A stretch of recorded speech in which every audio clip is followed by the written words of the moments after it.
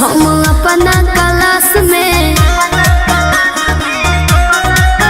लइका करेलो समार बैठे खाती पास में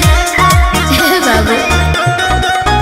बानी सबसे झकास हम अपना क्लास में लइका करेलो समार बैठे खाती पास में सभे करेला बड़ाई हम केने केने जाई केहू कहे अमर पाली केहू लूलिया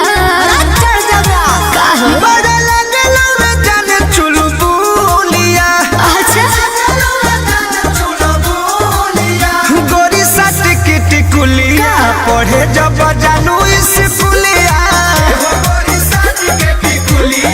पढ़े जब जानू स्कूलिया अरे चुप रहो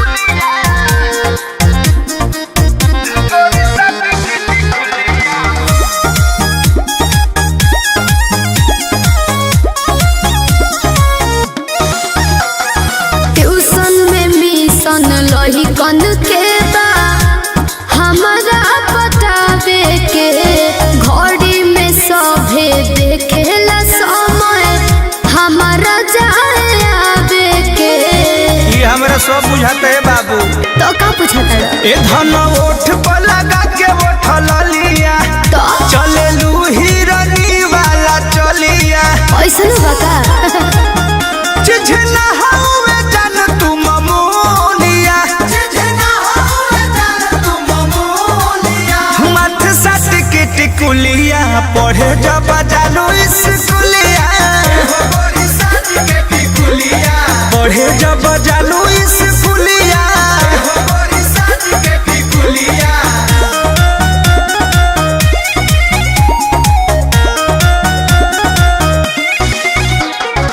म्यूजिक बाय आर्या शर्मा अरे फेरा में हमारा लागल बाड़े प्रमोद विशाल हो सोनू सुधा कर डेरा पर पूछस हाल चाल हो पप्पू पिंटू लागल बड़े बाबू तो का करी बाए कह के निकल जालू हंस के जीवी रह जाला भीतर तरस के हमसे मजा ले ले सखी तोहर जूलिया हे गोरी साट के टिकुलिया पढ़े जब